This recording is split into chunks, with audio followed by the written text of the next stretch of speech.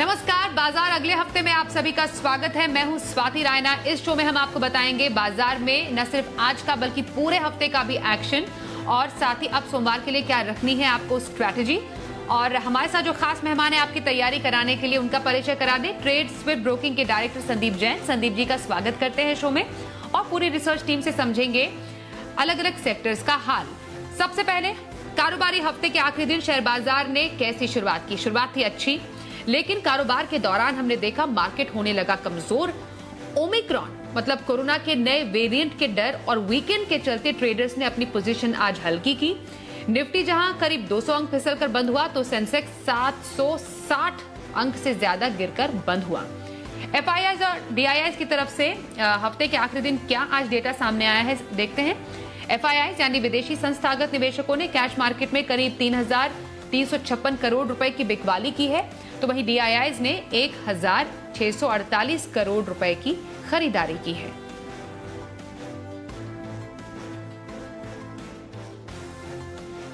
और बाजार का पूरा हाल बताने के लिए और सेक्टर स्पेसिफिक एक्शन जानने के लिए मेरी सहयोगी देवांशी आशर इस वक्त मेरे साथ है। देवांशी, पूरा हफ्ता काफी एक्शन पैक रहा बाजार के लिए। बाजार तो ऊपर से आज फिसले जरूर, पर आज का पूरा एक्शन और पूरे हफ्ते अगर हम एक क्रक्स समझे बाजार का तो कैसा रहा? तो अब देखिए, ओमिक्रॉन की चिंता इस पूरे हफ्ते बाजार में थोड़ी सी चिंता बंधाती हुई दिखी और इसी के चलते काफ़ी उतार चढ़ाव देखने मिला था। यही नहीं, अगर आप ग्लोबल मार्केट्स देखें तो वहाँ पे भी काफ़ी कंसर्न्स थे और इसके चलते ग्लोबल मार्केट्स भी काफ़ी वॉलेटाइल थे। हमारे बाजार देखें तो हमने देखा 17,000 से शुरुआत होती हुई दिखी। धीरे धीरे हमने अच्छे गेंस किए, लेकिन उसके बाद एक मुनाफा वसूली आती हुई दिखी। एक बार फिर हमने देखा थोड़े से बाजार में चढ़ते हुए दिखे और थोड़ी सी खरीदारी आती हुई दिखी। 17,400 तक के लेवल्स निफ्टी पर देखे हैं। निफ्टी बैंक की बात करें तो 35,975 से लेके 36,240 ये निफ्टी बैंक की रेंज इस बार होती हुई दिखी थी। एफआईआईज की बिकवाली दमदार होती हुई दिखी थी इस बार, लेकिन जमकर डीआईआईज की भी खरीदारी हमने इस बार देखी है। एफआईआईज की अगर बात करें तो करीब 12,500 करोड़ तक की बिकवाली थी, लेकिन उसके सामने डीआईआईज की अगर बात करें तो करीब 15,000 करोड़ की खरीदारी डीआईआईज की तरफ से होती हुई दिखी और इसी के चलते बाजार को इस बार सहारा मिलता हुआ दिखा। जीडीपी जो अनुमान से काफी बेहतर आते हुए दिखे, इकोनॉमिक सुधार देखने मिला और इन सब के चलते बाजार को थोड़ा सा सहारा मिला। और आप देखिए इस बार निफ्टी करीब 1% मजबूत होता हुआ दिखा। निफ्टी बैंक आधा % मजबूत था। स्मॉल कैप और मिड कैप इंडाइसेस में भी आधे % से लेके करीब 1.25% तक की मजबूती थी। सेक्टर्स की बात करें तो इस हफ्ते आईटी सेक्टर ने संभाला है बाजार को, करीब 3.5% तक की मजबूती। साथ ही जो सरकारी इंडेक्स था यानी कि पीएससी इंडेक्स, वो करीब 1.5% चढ़कर बंद हुआ। मेटल इंडेक्स से सहारा मिलता हुआ दिखा, 1% से ज़्यादा की मजबूती थी और रियलिटी शेयर्स में भी इस बार जमकर खरीदारी आती हुई दिखी। लूजर्स में फार्मा रहे, करीब 2.5% तक की गिरावट हमने इस हफ्ते देखी है और एनर्जी भी इस बार लूजर रहा है, मेजर लूजर इस हफ्ते की अगर बात करें। गेनर्स की बात करें निफ्टी के तो टीसीएस, एचसीएल टेक, इंडसइंड बैंक और बजाज फिनसर्व, टाटा मोटर्स भी इस बार फोकस में था।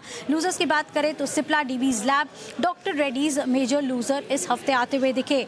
इसके साथ ही अगर मिड कैप स्टॉक्स की बात करें, वोडाफोन आइडिया इस पूरे हफ्ते फोकस में रहा। जिस तरह से फंड रेजिंग की काफी खबरें होती हुई दिखी। गुजरात फ्लोरोकेमिकल्स, बीएससी इस बार 24% तक की बढ़त है जो एनएससी की खबरें आती हुई दिखी। सारे एक्सचेंजेस में इस पूरे हफ्ते एक्शन बनता हुआ दिखा।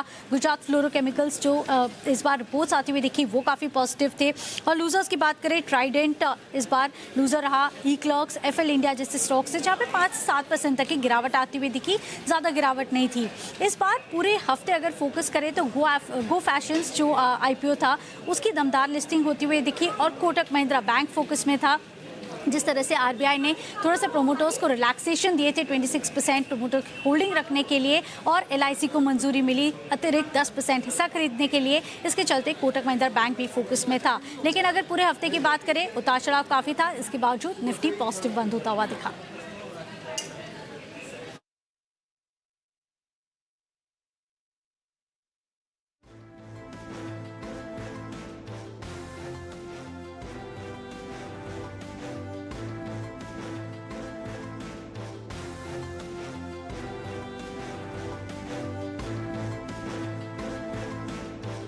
देवांशी से हमने न सिर्फ आज का बल्कि पूरे हफ्ते का हाल समझा और जाना। अब आज के एक्सपर्ट संदीप जैन का हम रुख कर लेते हैं। संदीप जी, इवेंटफुल हफ्ता एक बार फिर से, कोविड का नया वेरिएंट भी।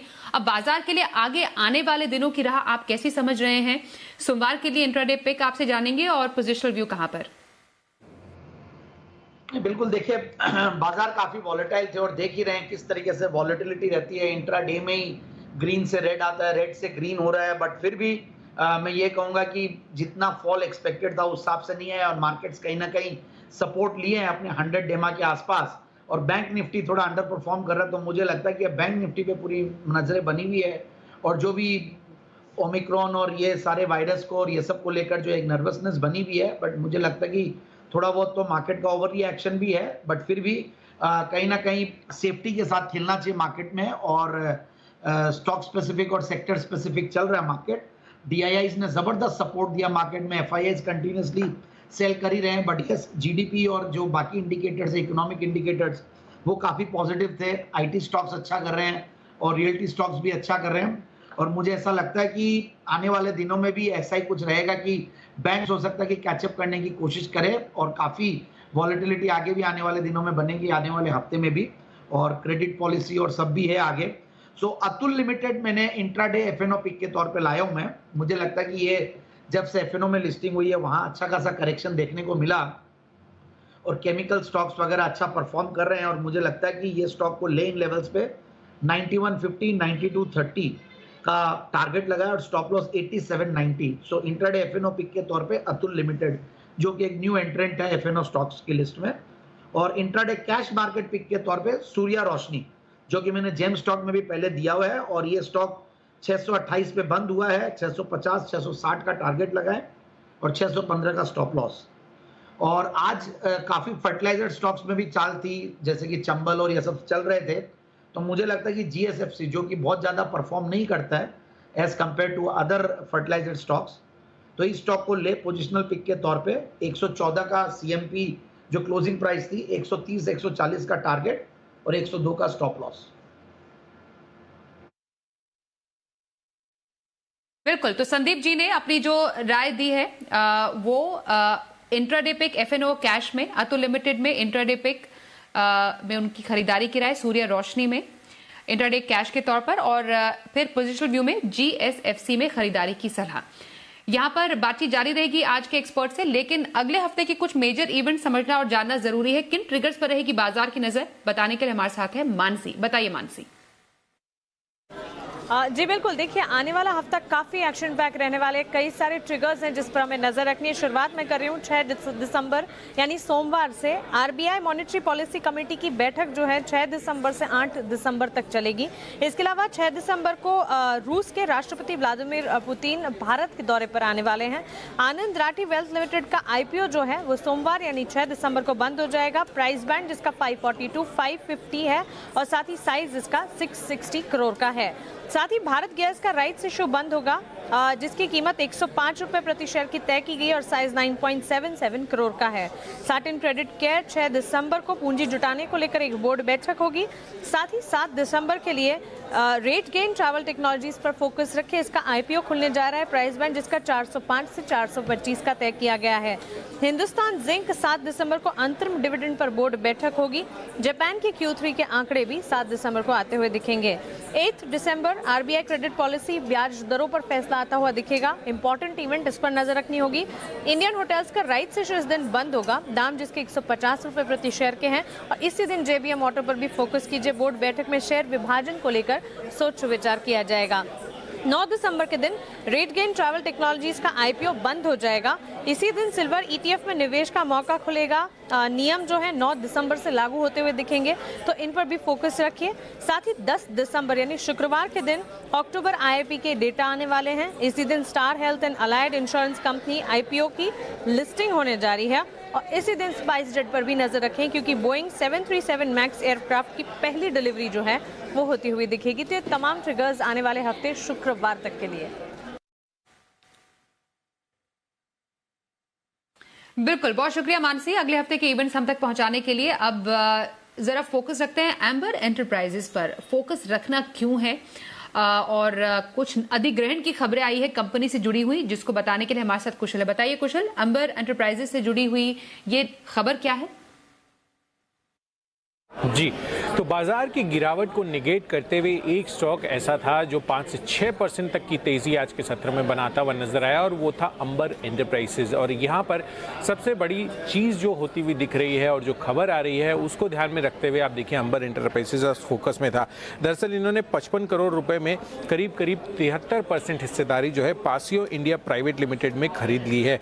अब आप देखिए यहाँ पर पासियो इंडिया प्राइवेट लिमिटेड क्या करती है, ये बनाती है क्रॉस फ्लो फैंस, साथ ही प्लास्टिक पार्ट्स और आउटडोर एसी यूनिट्स। आप जानते हैं कि अंबर एंटरप्राइजेज जो है एसी कंपोनेंट सेगमेंट में जो है ये लाई करती है इनका कारोबार। तो डेफिनेटली एक क्रॉस सेलिंग का जो ऑप्शन है वो क्रिएट होता हुआ नज़र आ रहा है, क्योंकि कंपनी जो है अगर आप देखें तो इनके पास ब्लू स्टार, वोल्टास, हैवेल्स जैसे जो है बड़े क्लाइंट्स हैं और स्पेसिफिकली यहाँ पर जो 73% की हिस्सेदारी ये खरीदते हुए नज़र आ रहे हैं। 1 दिसंबर से सब्सिडरी बन जाएगी और इसके जो रिजल्ट्स हैं वो कहीं ना कहीं अंबर एंटरप्राइजेज के ओवरऑल जो कंसोलिडेटेड नंबर्स आएंगे उसमें शामिल होते हुए नजर आएंगे। साथ ही अगर आप देखिए तो यहाँ पर जो बैकवर्ड इंटीग्रेशन होता हुआ दिखा है उससे भी कंपनी को काफ़ी बड़ा फायदा होगा। बट लार्जली अगर आप देखें तो यहाँ पर जो भी सेट ऑफ क्लाइंट्स हैं उनको क्रॉस सेल करने में सबसे बड़ी मदद जो है मिलती हुई नजर आएगी अंबर एंटरप्राइजेस को। और यही वजह है आप देखिए बाजार की गिरावट में भी ये काफ़ी बेहतरीन आज परफॉर्म करके निकलता हुआ नजर आया। बिल्कुल, तो अंबर एंटरप्राइजेस के बारे में अपडेटेड खबर कुशल आपने हमें बताई और उसका इम्पैक्ट भी, लेकिन आप हमें यह भी बताइए कि अगले हफ्ते भी आईपीओ मार्केट में बहार है और कुछ नए आईपीओज आने वाले हैं। कौन से हैं ये मुख्य आईपीओज? जी, तो आईपीओ का बाजार गर्म है। अगर आप देखें तो किस तरह से दिसंबर महीने में करीब 7 कंपनियों के लगभग 19,000 करोड़ रुपए के आईपीओ नजर आते हुए दिख रहे हैं। बट डेफिनेटली अगर आप देखें तो अगले हफ्ते यहाँ पर आईपीओ जो हैं 3 आने वाली एक्सपेक्टेशंस लगाई जा रही है, जिसमें एक आईपीओ की डेट जो है ऑलरेडी फिक्स हो चुकी है, जिसमें सबसे पहले रेट गेन आप देखिए 7 से 9 दिसंबर के बीच ये आईपीओ आता हुआ नजर आएगा। साथ ही Shriram property real estate space से इनफैक्ट यहाँ पर जो ये अगर आप देखें तो 8 से 10 दिसंबर के बीच इसकी टेंटेटिव डेट है। और साथ ही टेंटेटिवली मेट्रो ब्रांड जो कि फुटवेयर ब्रांड है वहाँ पर भी 10 से 14 सितंबर के बीच आपको आईपीओ आते हुए नजर आ सकते हैं। कुल इशू साइज की बात करें तो लगभग 3,136 करोड़ से 3,336 करोड़ रुपए तक के ये आईपीओ कुल आते हुए दिख सकते हैं, जिसमें सबसे बड़ा आईपीओ रेट गेन का होने की संभावना है। In fact rate gain travel technology की बात करें तो कंपनी एक लीडिंग डिस्ट्रीब्यूशन टेक्नोलॉजी कंपनी है, जहाँ पर भारत में ट्रैवल और हॉस्पिटैलिटी इंडस्ट्री के लिए ये सॉफ्टवेयर एज ए सर्विस देने वाली सबसे बड़ी कंपनी है। साथ ही श्रीराम प्रॉपर्टी की बात करिए तो दक्षिण भारत में 5 सबसे बड़े जो रेसिडेंशियल रियल एस्टेट है उसमें ये कंपनी उनमें से एक है। और अंत में अगर आप मेट्रो ब्रांड्स को भी देखें तो आप रिटेल फुटवेयर सेगमेंट में कंपनी का कारोबार है। और इसमें एक और ख़ास बात भी है जिसमें दिग्गज निवेशक राकेश झुंझुनवाला जी की कंपनी में करीब 14.5-15% हिस्सेदारी है। तो ओवरऑल अगर आप देखेंगे तो कंपनी का स्टोर साइज भी ऑलमोस्ट 584 स्टोर्स का है 134 शहरों में, तो वाइड डिस्ट्रीब्यूशन नेटवर्क है। बट डेफिनेटली अगर आप देखें तो ये 3 बड़े आईपीओ की एक्सपेक्टेशंस लगाई जा रही है अगले आने वाले हफ्ते में। शुक्रिया कुशल आईपीओ अपडेट देने के लिए आपका। आइए फोकस करते हैं स्टील कंपनियों पर। स्टील की कीमतों में गिरावट का ट्रेंड दिखा जा रहा है और स्टील शेयरों में भी उठापटक देखी जा रही है। वरुण से समझते हैं इसका कारण। बताइए वरुण, स्टील कंपनियां फोकस में क्यों हैं आजकल? देखिए, भारतीय बाजारों में भी अब स्टील की कीमतों में गिरावट शुरू हो चुकी है। दिग्गज कंपनियां जैसे कि JSW स्टील, टाटा स्टील ने अपने स्टील के दाम जो है उसमें कटौती शुरू कर दी है। पिछले 1 महीने में अगर आप देखेंगे तो स्टील की कीमतों में करीब 2 से 3 हज़ार रुपये प्रति टन के आसपास की गिरावट आई है। और ग्लोबली भी इसी तरह का ट्रेंड देखने मिल रहा है। ग्लोबली स्टील कंपनियों ने स्टील के दाम काटे हैं और हो भी क्यों ना, अगर आप देखेंगे तो अक्रॉस कमोडिटी स्पेस जो है वो कीमतों में गिरावट देखने मिल रही है। आयरन ओर की कीमतें देख लीजिए, पिछले कुछ समय में आयरन ओर की कीमतों में अच्छी खासी गिरावट आई है और हाई से तो 60% के आसपास की गिरावट जो है वो आयरन ओर की कीमतों में आ चुकी है। हाल फिलहाल में आपको याद होगा NMDC ने भी करीब 200 रुपये प्रति टन के आसपास आयरन ओर की कीमतें जो है वो घटाई थी। कोकिंग कोल की कीमतें देख लीजिए, वहाँ पे भी गिरावट देखने मिली है। इनफैक्ट मंथ ऑन मंथ अगर आप देखेंगे तो कोकिंग कोल की जो कीमतें हैं उसमें करीब 20% के आसपास की गिरावट देखने मिली है। लेकिन हाँ, एक बात मैं आपको बता देता हूँ कि नो डाउट भारतीय बाजारों में और अंतर्राष्ट्रीय बाजार में भी स्टील की कीमतें गिरी है, लेकिन अभी भी अगर आप देखेंगे तो भारत में जो स्टील की कीमतें हैं वो दरअसल अंतर्राष्ट्रीय बाजारों के मुकाबले थोड़ी कम गिरी है। सिर्फ यही नहीं, अंतर्राष्ट्रीय कीमतों के मुकाबले अभी भी घरेलू कीमतें जो है वो डिस्काउंट पे है। तो ये बात आपको समझनी होगी, यानी कि यहाँ से अंतर्राष्ट्रीय बाजारों में अगर स्टील की कीमतें गिरती है तो भारतीय बाजारों में स्टील की कीमतें गिरेगी, नहीं तो थोड़ा बहुत कूल ऑफ हो सकता है। सिर्फ यही नहीं, दरअसल इंडस्ट्री के एक्सपर्ट्स का मानना है कि मांग बेहतर होने के चलते आगे कीमतों में कोई बहुत बड़ी गिरावट की आशंका जो है वो फिलहाल नहीं लगाई जा रही है। तो नो डाउट ग्लोबली कमोडिटीज़ की कीमतें गिरी है और उसका इम्पैक्ट भारतीय बाजारों में भी देखने मिल रहा है, लेकिन अब भारतीय बाजारों में दरअसल स्टील की कीमतों में गिरावट का सिलसिला जो है वो कुछ हद तक शुरू हो चुका है और पिछले एक महीने में 2000 से 3000 रुपये प्रति टन के आसपास स्टील की कीमतें जो है उसमें गिरावट आ चुकी है। चलिए बढ़ते हैं आगे और सोमवार के लिए ऑप्शन स्ट्रैटेजी जानते हैं। हमारे साथ है कोटक सिक्योरिटीज के श्रीकांत चौहान। श्रीकांत जी बताइए, बिना देरी किए हुए सोमवार के लिए ऑप्शन स्ट्रैटेजी कौन सी? बिल्कुल, तो देखिए वैसे हफ्ता जो था वो काफी एक मुश्किल भरा हफ्ता था, काफी उतार चढ़ाव हमने देखा है और अगले हफ्ते के लिए स्ट्रैटेजी बनाना वैसे थोड़ा डिफिकल्ट है, लेकिन मुझे लगता है कि जो काफी क्लियर बेट्स है हम वहां पे फोकस करेंगे, जैसे कि एशियन पेंट्स है। यहाँ पे हमें लगता है कि पुट ऑप्शंस लेके काम करें, क्योंकि क्रूड के दाम में हमें लगता है कि शायद बढ़ोतरी हो सकती है और इसी वजह से एशियन पेंट्स के लिए वो नेगेटिव है। तो 3200 के जो उसके पुट ऑप्शंस हैं उसे खरीदा जा सकता है, जो 125 के करीब मिल रहे हैं। यहाँ पे जो हमें स्टॉप लॉस रखना है वो रखना है 85 रुपीज के करीब का और यहाँ पे टारगेट्स रखेंगे हम 200-210 रुपए के। साथ ही साथ हमें लगता है कि टेक महिंद्रा जो है वहां पे हमें कॉल ऑप्शंस खरीदना है, क्योंकि ओवरऑल टेक्नोलॉजी सेक्टर एक ऐसा सेक्टर है कि जो काफी स्टेबल है, स्टेडी है और अगर मार्केट में परफॉर्मेंस अगर आता है तो हमें टेक्नोलॉजी में एक तेजी देखने मिलती है। हमें लगता है कि मार्केट अगर रिबाउंड करता है तो टेक्नोलॉजी में टेक महिंद्रा आउट परफॉर्म करेगा। इसके 1600 के कॉल ऑप्शंस खरीदे जा सकते हैं स्ट्राइक प्राइस के। टारगेट्स रहेंगे यहाँ पे 80 रुपए के, स्टॉप लॉस रहेंगे 34 रुपए के करीब का। बहुत शुक्रिया श्रीकांत जी सोमवार के लिए ऑप्शन स्ट्रैटेजी बताने के लिए। संदीप जी आपके पास आएंगे और लॉन्ग टर्म स्ट्रैटेजी के लिए कौन सा पिक देने वाले हैं आज? बिल्कुल, एक one of my favourite stocks Amrutanjan health care limited. देखिए नाम अमृतांजन एक हाउसहोल्ड नेम है, 128 साल पुरानी कंपनी है और अभी थर्ड जनरेशन चला रही है। 1893 में ये कंपनी स्टार्ट हुई थी और जो प्रोमोटर है वो देखिए उस टाइम के सोशल रिफॉर्मर, जर्नलिस्ट और फ्रीडम फाइटर भी थे। सो एक बेहतरीन पेडिग्री वाली कंपनी है, इसलिए बहुत कॉन्फिडेंस आता है इस स्टॉक पे। और सबसे बढ़िया बात यह है कि देखिए बाम की बात आए तो अमृतांजन सबसे पहले आता है, top of the mind recall रहता है। तो पेन मैनेजमेंट सॉल्यूशंस और बाम में भी इन्होंने ट्रेडिशनल प्रोडक्ट्स के बाद और काफी सारे इन्होंने वेरिएंट्स निकाले हैं। फिर इन्होंने एक अपना प्रोडक्ट एक्सपेंशन किया 2014 में, सैनिटरी नैपकिन्स बनाते हैं लोग कंफी ब्रांड के नाम से। फिर ये लोग फ्रूट जूसेस में भी आ गए हैं तो फ्रूटनिक के नाम से। तो इस तरीके का इनका एक सेगमेंट बना, अलग अलग प्रोडक्ट पोर्टफोलियो बनाया इन्होंने। और दूसरी बात यह है कि बहुत जबरदस्त मार्केट शेयर है। जब बाम की बात आए तो पेन मैनेजमेंट में गजब का मार्केट शेयर कमांड करते हैं, which is around I think 41%, तो 40% से ऊपर का मार्केट शेयर। तो इससे ऐसी फंडामेंटल्स वाली, ऐसी पेडिग्री वाली कंपनी मुझे लगता है कि बहुत बढ़िया है। और मैंने ये स्टॉक हर लेवल्स पे रेकमेंड किया है, जेन साहब के जेम्स में, हर सेगमेंट में भी। 44% का रिटर्न ऑन कैपिटल एम्प्लॉयड, 33% का रिटर्न ऑन इक्विटी, फिर आपके 48% की प्रॉफिट की कैगर पिछले 3 साल की, zero debt company, OPM 20%, net profit margin 18.5%। तो इस तरीके के फंडामेंटल्स वाली कंपनी है और रिजल्ट्स भी बहुत बढ़िया रहे। क्वार्टरली रिजल्ट्स सितंबर और पिछले अगर टीटीएम बेसिस पे देखें तो हाईएस्ट एवर प्रॉफिट्स पे बैठी हुई है। 63 करोड़ का पैट है कंपनी का और FIS/DIS का भी पूरा भरोसा है। 9% के लगभग की FIS/DIS की शेयर होल्डिंग है। तो मेरे हिसाब से इन लेवल्स पे ये स्टॉक को ले। 1050 का पहला टारगेट, 1090 का दूसरा टारगेट और ऊपर के लेवल से ये स्टॉक करेक्ट होकर अच्छा कंसोलिडेट भी किया है। सो डाउनसाइड रिस्क भी मुझे बहुत ज्यादा लगती नहीं। Amrutanjan health care limited long term खरीदारी के लिए संदीप जैन की राय। बहुत शुक्रिया संदीप जी, आप हमारे साथ आज के शो में शामिल हुए। तो बाजार अगले हफ्ते में बस इतना ही।